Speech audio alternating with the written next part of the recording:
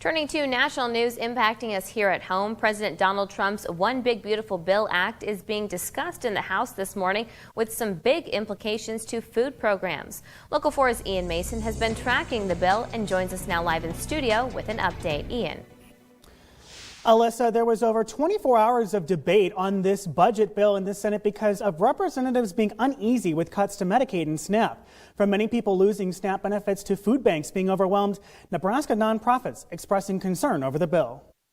In the latest version of President Donald Trump's budget bill, the Supplemental Nutrition Assistance Program, or SNAP, could face major cuts, which impact 150,000 Nebraskans currently using the program. It's something that everybody in our state needs, and the way the program runs right now includes as many people who qualify. Eric Saviano, the program manager for Food and Nutrition Access at Nebraska Appleseed, a nonprofit law and policy organization that works to support all Nebraskans, said SNAP is popular and not abused, adding that for every dollar spent through SNAP, the local economy gains about $1.50. Our conservative legislature just passed a bill, LB 192, that expanded SNAP access to more people because they know that SNAP really does help people and helps the economy. But the state needs funds from the federal government in order to make SNAP work. If the federal program is cut, the state won't be able to support the people on it. Another federal challenge is additional work requirements, which Saviano says are tedious as there are already federal work requirements. Saviano thinks they're designed to be time-consuming to make it harder for people who are actually working to participate in the program. We were working the whole entire time.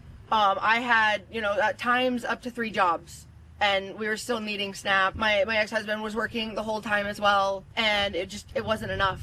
Sierra Edmonston, a single mother in Hastings with 4 children, 3 of whom have special needs, was on SNAP for a few years. She says during that time, the ability to be on SNAP, which not only allowed her to eat, but also gave her access to more nutritious food, saved her child's life. When I was pregnant with my second, until we were able to get to the 3rd trimester to get that increase, that's when we were eating, every other day and things like that. I was on bed rest at 20 weeks. I almost lost my son. I almost miscarried him because of the lack of nutrition. And so by adding that extra nutrition that we were able to get, he was able to be born and, be healthy and experience life.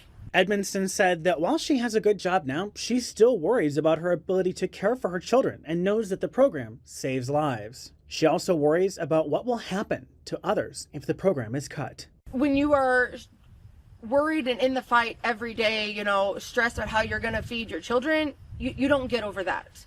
Even now to this day, now that I'm stable and I don't have to worry about food, I still panic when, it's getting time to go buy groceries and I see the fridge is looking low. That panic still hits you because of all your past experiences where you did have to worry about that food. So this is not something that you can just get over. This is something that is life or death to people. Nebraska Senator Pete Ricketts was among those that voted for the bill on Tuesday, saying in a statement, quote, "Once in a generation opportunity to deliver for Nebraskans, this legislation will result in increased security, strength, and prosperity for the American people. Most of all, this is a win for families in Nebraska, creating a brighter future for our country." We're going to continue to track this bill as it moves throughout the House and throughout the rest of the week. Alyssa?